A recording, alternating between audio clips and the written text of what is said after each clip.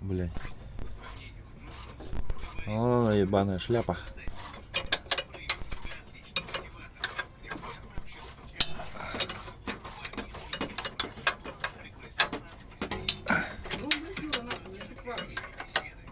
Да я уже заметил, но...